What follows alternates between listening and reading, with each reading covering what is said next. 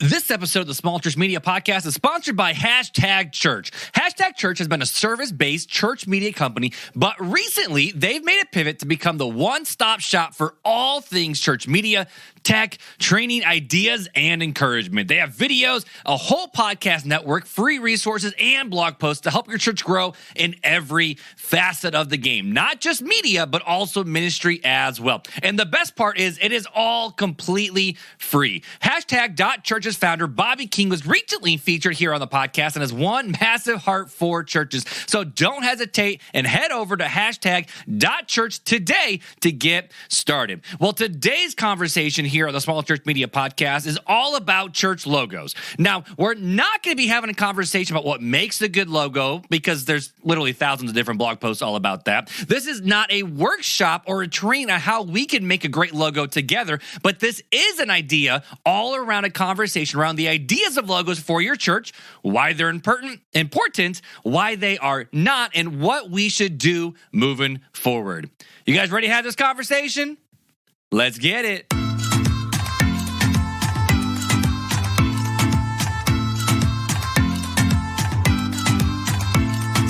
This is the Small Church Media Podcast with Marc Hyde.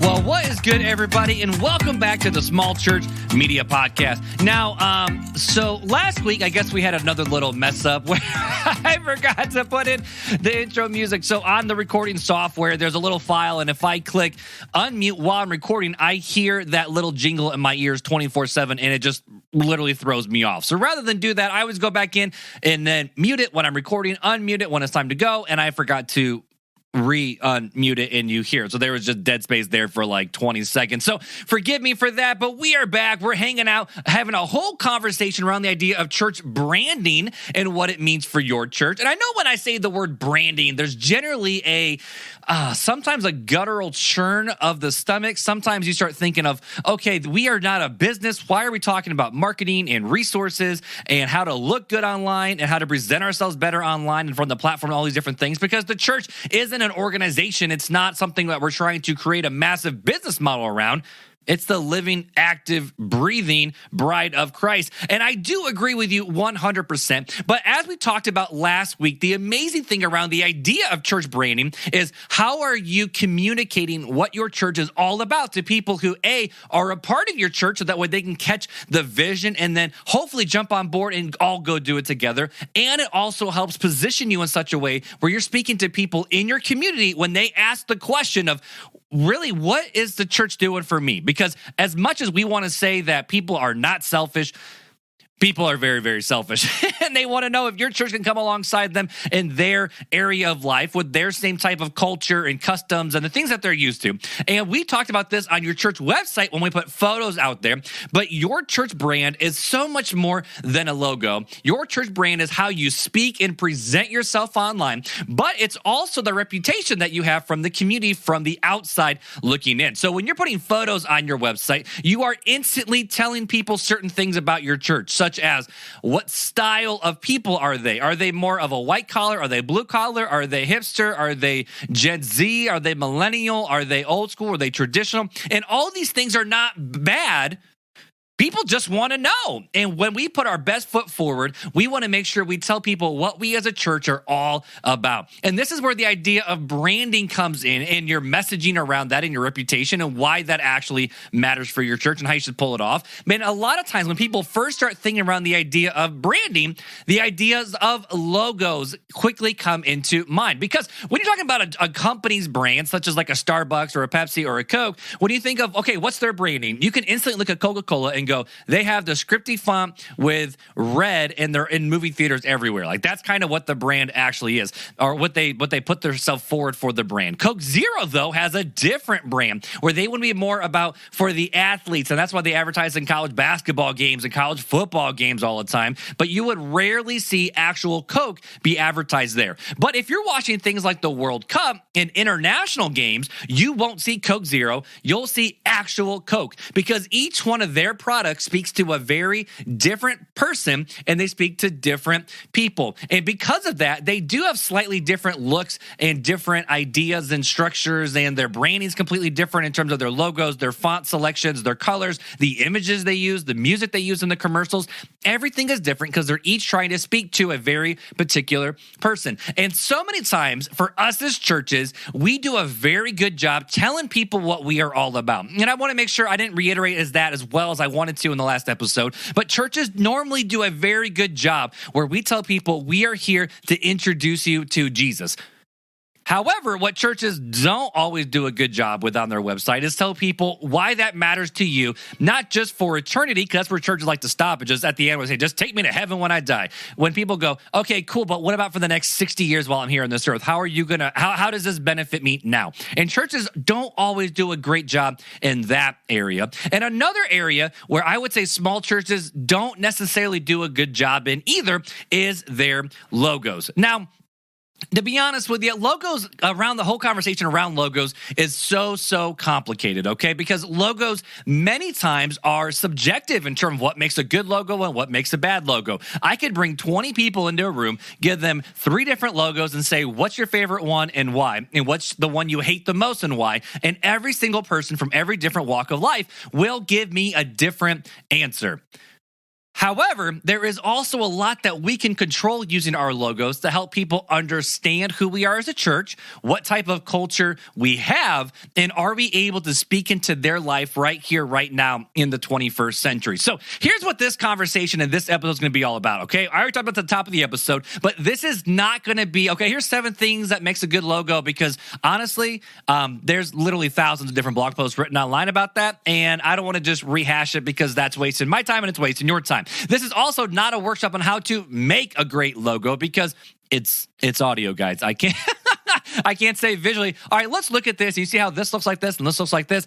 I'm not able to do that with this medium. So this whole conversation is going to be around the idea of why logos are important, why they are not important, and how you should mentally think about them moving forward, and maybe even start asking the question of, is our logo properly representing our church to the outside world? So for today's episode, I'm going to bring in 3 different truths and 3 different lies about logos, and specifically related to church logos. Now, there's a lot of research that has been done about business logos and different brands and organizations and companies, not so much a lot about church logos. So I'm going to be bringing in a lot of different stats and quotes and figures, and they're about logos in general, but we're going to make sure we apply it to your church, okay? So here's what we're going to do for the structure of this episode. I'm going to try to keep it as short as I can, but there's a lot of content to get through, but we're first going to talk about the 3 truths about logos.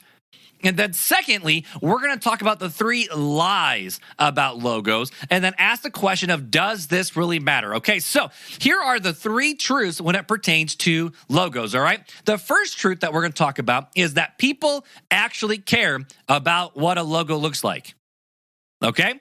People actually do care about what the logo looks like because of the truth number 2 is your logo tells people what type of business, operation, or church you are, and whether or not you think you have one, you have a logo. Whether you're like, oh, we haven't really made a logo, we don't really have one out there, anything you put on a bulletin or your church sign or your website, effectively, is your church logo, whether you like it or not. So let's go back to the first truth, okay, because they all kind of build off of each other. So truth number 1 is people actually care about what a logo looks like. Here's a fun stat, and every single stat that I bring out into today's conversation all comes from one massive article from Zippia.com, and it's just literally the article is just called Logo Statistics, and they just compiled literally lots of different research from a lot of different places and put it in one simple place. So I'm like, let's just use this one resource and go from it. So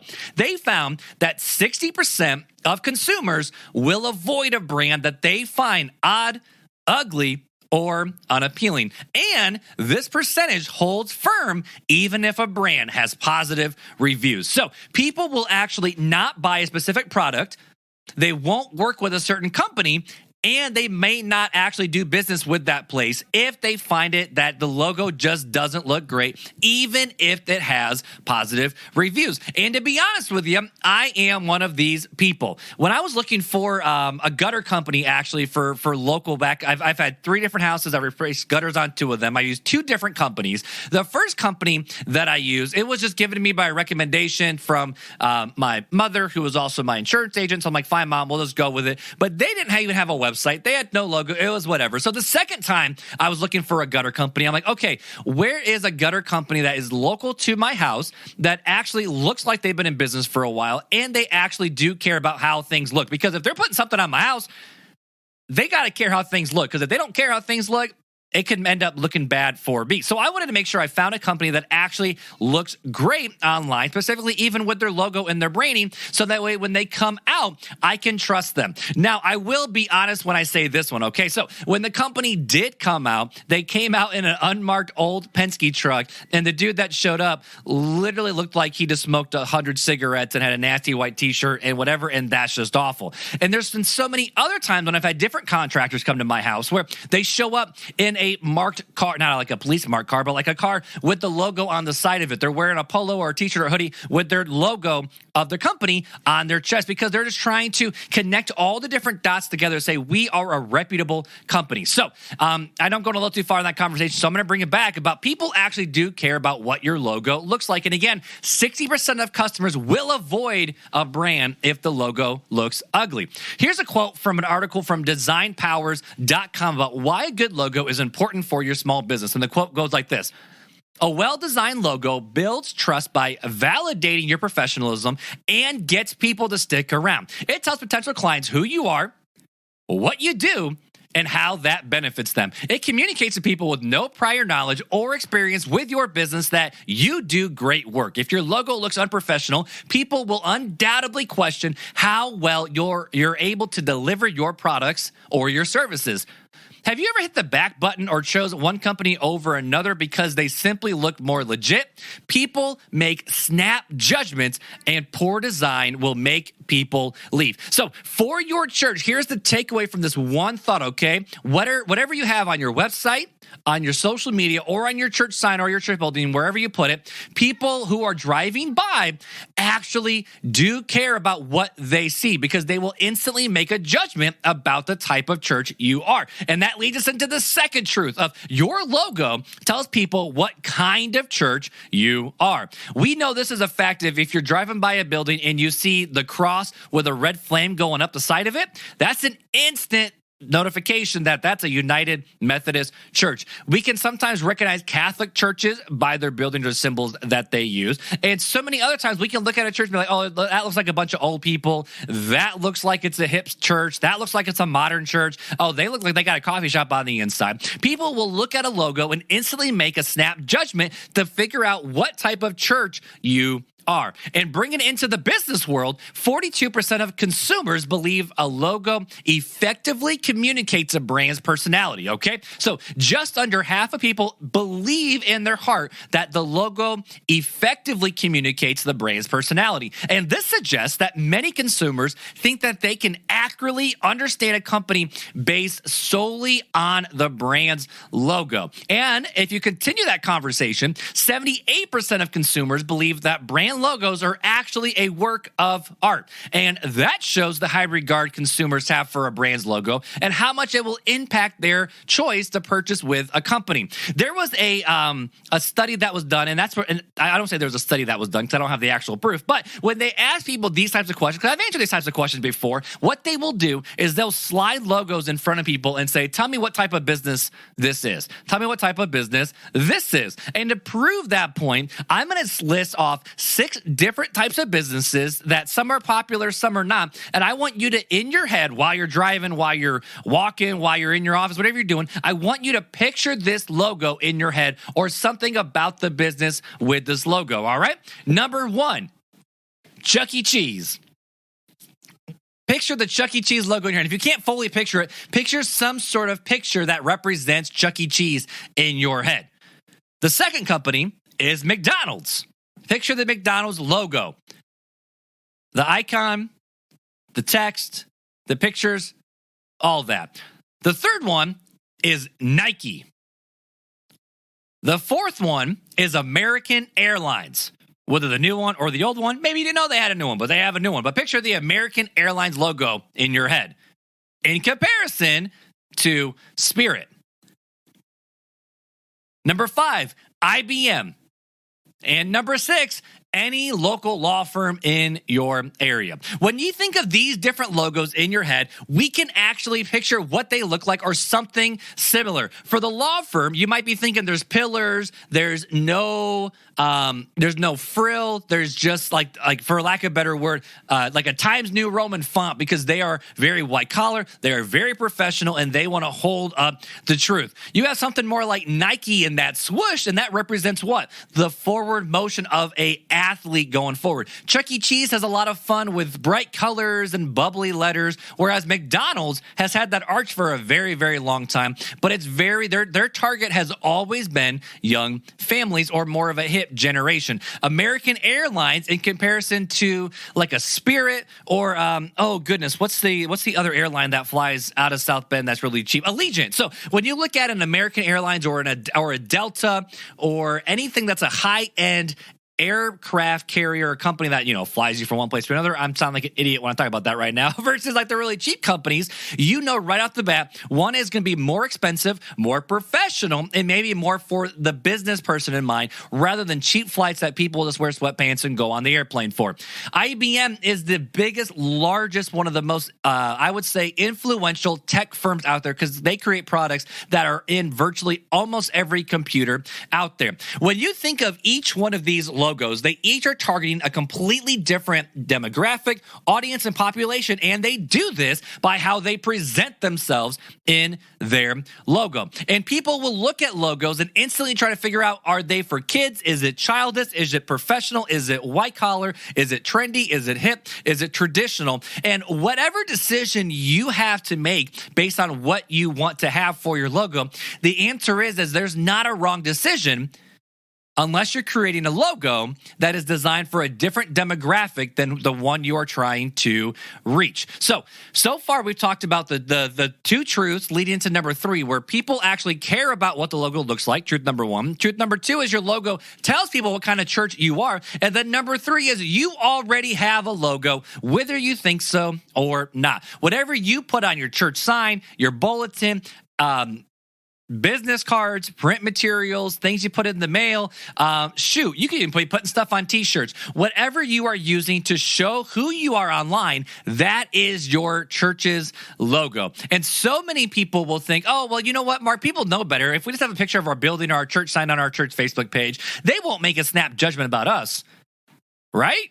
And the answer is 100% they will. So far, the truth that we talked about is people care about the logo. They'll actually make a judgment call on the type of church you are, and whether you want to fight me about this or not, your church actually does have a logo, whether you've actually created one or not. So those are the 3 truths. We're going to pocket those for now, and we're going to talk about the 3 lies about church logos. And I'm going to make this more about church logos rather than the business side, okay? So lie number 1 is logos and logo design has to cost thousands of dollars.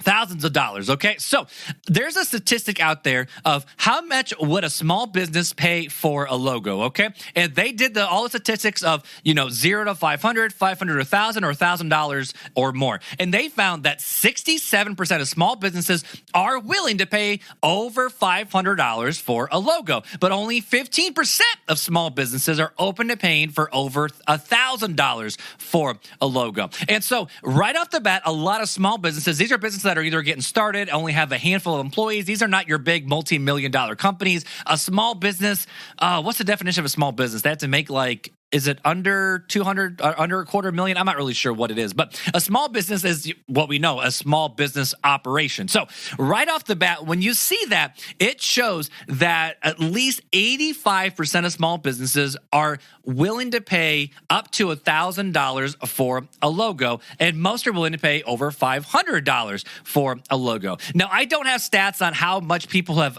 actually paid for their logos or whatnot, but I can guarantee that if you work with some sort of design designer or developer and not a firm, you will pay anywhere from $5,000 to $1,000 for a logo. And you might be thinking, Mark, that is crazy expensive. Our church doesn't have the budget to spend $500 to $1,000 on a logo. So what should we do? Because we obviously don't have that money.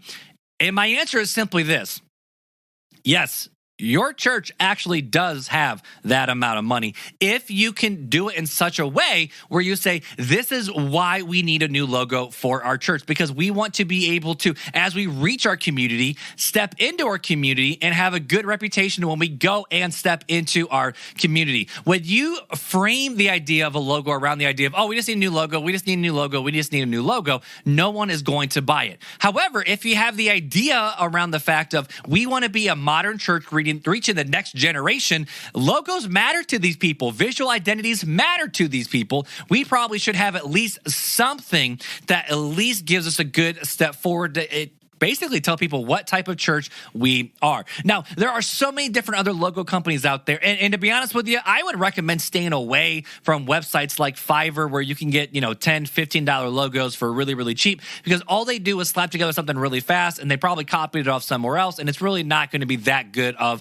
a logo, Mark. You could use companies like 99designs.com, designbros.com, and some of these other companies where you could spend between $300 to $400 on a phenomenal logo for your church. But here's the deal, okay? Logos don't have to cost thousands and thousands of dollars. We see like PepsiCo spent millions of dollars on their latest rebrand. Ford has spent millions of dollars in logo studies. You don't need to do that. You just need to be willing to invest a little bit of money into your logo to get something that just looks good for your church. In my opinion, a church logo doesn't need to be revolutionary, but it needs to be different than all the other logos in your community, so that way people don't just connect your church to another church, but you don't have to spend thousands of dollars on a logo.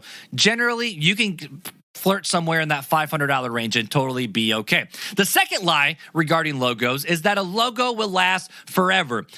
Oh, man, I talked with so many pastors over the years, and they said, well, we had this logo made like 15 years ago. We've had this logo made 7 years ago, 20 years ago. It worked back then. It's going to work now. And so I found this quote from that same article we've been pulling from for a lot of today's conversation. And the statistic that is brought up is that the average lifespan of a logo is actually 10 years. All right. The average lifespan of a logo is 10 years. And I wanted to put that statistic to the test. And so I brought in 5 different companies and how many logos they've had and how many years they've been in business. So the obvious one that people instantly recognize is Starbucks. And over the last 50 years, Starbucks has had 4 different logos. Shell gas station over the last 120 years has had 10 different logos. So Starbucks, they've been averaging around, 12 years per logo. Shell gas station is 12 years per logo. Now, Lego has had 5 logos in the last 90 years, which is wild. They've had the same logo for, I think, the last 30 or 40 years. Like, Lego is just one of those companies that did it right the first time. They're still rolling with it. Burger King has had 6 logos over the last 70 years. And Firefox browser, like if you use Chrome or Safari, Firefox is the big competitor. They've actually had 8 logos over the last 20 years. Now, when you look at these logos, you might be thinking, okay, so Mark, we know, I've been around the block long enough. All Starbucks did was had a different variations where they just have different, they zoom in a little closer, they have things around the outside. It's not really that big of a transition. Shell gas station, same exact thing. They've had the same idea of their Shell logo for the last 80 years, and they just changed little variations of it. Burger King just went back to one of their logos from back in the 70s. And Firefox, they just keep slowly changing it over the years to match the type of culture and vibe of what they're trying to do and who they're trying to reach. But when you look at each one of these logos, here's the takeaway from all of it, right? Our logo does not last forever, but a good logo can quickly adapt and shift into a different gear to reach the next generation of who is coming into the picture. Each one of these logos, and if you look at every single company, including BMW, BMW, including Audi, including McDonald's, including Nike, including Adidas, they all just slightly change their logo every 10 years or so to step into the next, not even the next century, I guess it would be technically the next decade. So for you as a church logo, if you already have a church logo in place, chances are you just need to take that logo and tweak it a little bit and change a little bit and adapt it a little bit to speak into the type of people and the culture and the let's just be honest, the day and age we're living in order to make that logo good. But a logo is not a set it and leave it. It needs to update every not every handful of years, that's not as much, but every 10 years or so, you should give a logo update or refresh. Sometimes it means completely scratch it and rebuild something new, or it just means take what you already have, adapt it a little bit, give it a better font, give it less shadows, a better color, and then you can publish it. And you don't even need to do a big logo relaunch. Just slowly roll it out over time. And here's the last slide that we're going to talk about today about church logos, okay? The last slide is a new logo will fix everything for your church. You know, so many times when a new pastor comes in, and this is let's just be honest, youth pastors are notorious for this. Anytime a new youth pastor shows up, coming right out of college or whatever, they're always like, oh, we need to change the logo because it needs to be cooler or it just needs to be better. And that has given a really bad taste in churches' mouths about how logo design is actually supposed to do. Because when someone new comes in or something new happens, a new logo means literally absolutely nothing. Okay? A new logo means nothing because the logo is not your church brand. It's simply the face of the brand. So if you're starting to think, okay, maybe Mark, we need a new logo. Maybe it's time for us to refresh it. How do I know if it's not just us wanting to be trendy, but rather it actually being a good transition we want to go? And the biggest answer I can give you is if your church has a logo already, sometimes all you need to do is make some slight updates and tweaks to bring it into the 21st century to continue on. But if your church is doing a whole different shift in terms of maybe a different focus, maybe a different mission, maybe even very focused on this aspect for church, such as Sunday schools, and now you're like, no, we're going to be focused more on sport ministries. No, we're going to be more focused on this generation. We want to be more inclusive with the community. Whatever your reason is, if you're starting to change your mission a little bit, change your ideas a little bit, or hey, maybe your logo really is, or you never had a logo, or you're using just your denomination's logo, and it's time to make that actual change. When you present the logo, you got to present it to your church with the mission and values in mind, because a logo means absolutely nothing. People do not put themselves behind logos. They put themselves behind the mission. All right. So for our church, I go to New Life now. And before I was actually a member at New Life, I actually designed their logo for them. They were a sister church way back in the 50s. They planted the church that I was on staff at and was a member of for eight years. And they needed a logo update because when you looked at their old logo, it was a joke. It looked like an old VBS logo from like 20 years ago. So the lead pastor, Michael, he goes, all right, Mark, here's what New Life is all about, okay? We want to have an icon where it lives by itself, but we're all about the cross and the fact that it's for everybody. What can we do for that? So we created a logo for the church where it literally is just an N and an L, and I put a line going across the middle where it connects the N and the L to make a cross, and then there's a circle that's all encompassing, but there's an opening inside of the circle because the reason what we're saying is there's always room for another seat at the table. There's always a way to come in and be a part of the New Life community as we're following Jesus, which once people caught that vision and that mission, people go, holy crap, that's what we're all about. Let's do it. Let's get behind it. There's another church logo that I did for a church plant way out in San Diego. And the idea for that church is sanctuary. They want to provide a place of rest and finding comfort in the hope that is in Jesus. For people who have had really hard, weary lives, they can sit down and finally find rest. But they wanted a cross to be included in that as well. But we have a bunch of little dots that are arrows that are pointing towards the center of the cross. But the center of the cross actually has a square missing out of it because there's always room for one more at the cross. And each one of those dots represents people with forward motion towards the cross. But there's always a hole. It never gets filled because there's always room for one more at the cross. These logos are not revolutionary. They're not crazy elaborate. To be honest with you, they're about as simple as they come. And most people will look at that and be like, that doesn't make sense. What are we looking at? But when you have a mission and a vision and a values behind the logo, and you can direct people to what the what is or what the why is behind the what, Now a logo is becoming the face of the brand for businesses, or it's becoming the face of the mission of what the church is all about. So to recap all the conversation so far today, and then to give you some action steps coming out of this episode, just to refresh, here's the 3 truths that we talked about regarding logos, okay? Number 1 is people actually care about what a logo looks like. Truth number 2, your logo tells people what kind of church you are. And number 3, whether or not you think you have one, you have a logo. It's just a fact. All right, and then here's the 3 lies that we talked about from this episode, okay? Lie number 1 is logos have to cost thousands of dollars. That's not true. Number 2, a logo will last forever. No, you cannot just set a logo and forget it. But a good logo can have different tweaks and variations every handful of years to make sure it stays relevant with the different demographic that they're trying to reach. And number 3, a new logo will fix everything for your church, because that is simply not true. So here's the final question for today's episode, and hopefully we've already answered it. But the question is does any of this actually matter?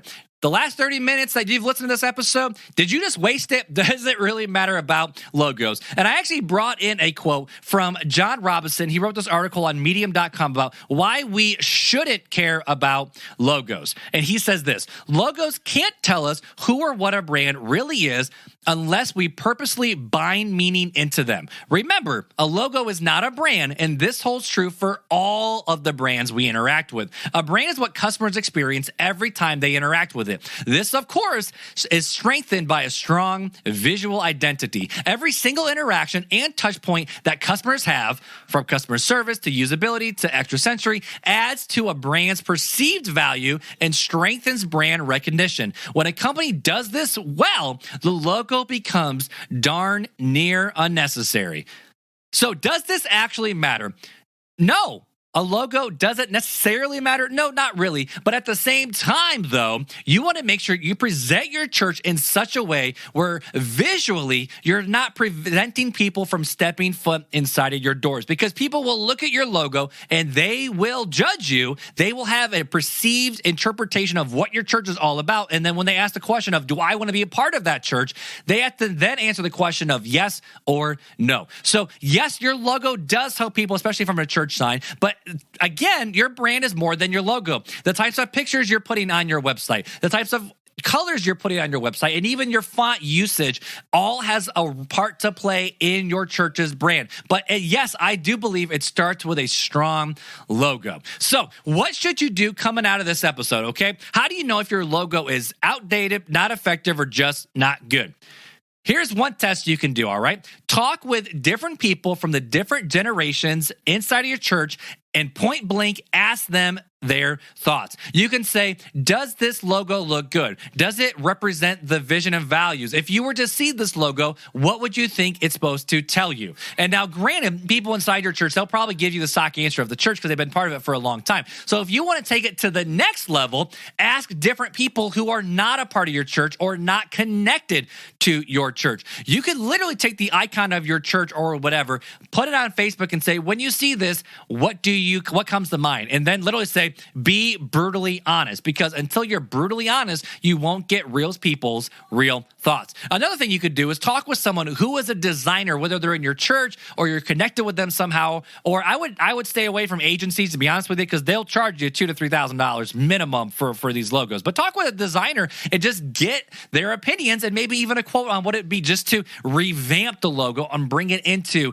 the next century. And if you're not sure, just use a strong font anywhere you slap your logo name, such as like a Nexa or like a CMG, Church Motion Graphics, CMG Sans or Montserrat, and just stick with one color. If you want to see how you could do this and do this well, there will be a link in the show notes of a local church that, to be honest with you, they have multiple thousands of members in their church, and they flat out say on their website of, yeah, we're more than a logo. We're not spending time and money on it right now, so we're just not worrying about it. but they make sure that their visual identity does not look bad online. And you'll see when you go to their website, the church name is Gospel City in Granger, Indiana. You'll see that they are an extremely trendy, and for lack of a better word, they are the cool church on the block in our area. And so I'll include the link to their website. It's mygospelcity.org in the show notes. But if you want to see a church that does this extremely well with just using the words, but they're still a mega church, that's a great one to look at. Another one in our area, our other mega church called Granger Community Church, you'll see that their logo is just a G with the bottom whacked off. It's very simple, but it simply works based on what their mission, vision, and values are. So with logos, you don't need to think way outside the box. You don't need to make this crazy, elaborate logo. However, you do need to put thought and time and space into this idea, because people judge you from the outside looking in. They will have a perceived value of what you're offering based off your logo. But at the same time, you need to not believe the lie that a new logo will fix all your problems to help bring people into your church to have a new mission and vision. In fact, the mission and vision starts first, and the logo simply backs it up. Well, guys, that's it for this episode of the Small Church Media Podcast. Just like always, leave a rating and review anywhere you listen to your podcast. Share this episode with another small church pastor friend that you know. And I also want to remind you that after this month, the Small Church Media Podcast is going to be on a hiatus. We're going to have a big fat pause because of just what we're going to be experiencing as our family with our new little one coming into the picture. But also there's going to be some complications. We'll have to give birth down at the local children's hospital. Well, not local, it's 3 hours away. But needless to say, we have a lot of different family situations and circumstances coming up. So we're just going to put a pause on this, but the content is still good. I try to create some evergreen content. So whether or not you are going back to listen to old episodes, or this is the first episode you found from us, you can make sure you still can get some good quality stuff from the show. I literally have, I think, 3 more episodes left of the Small Church Media Podcast before we pause it. So if you have a question, you want me to answer it, literally now is the last time for you to get that question into me. Email me at hello@smallchurch.media. Again, that email is in the show note, and ask me your question. Reach out to me on Facebook or Instagram, and I'll be happy to answer your question that you have here on the show. But until then, we'll see you guys next week, same time, same place, right here on the Small Church Media Podcast. The Small Church Media Podcast is a part of Marc Creative.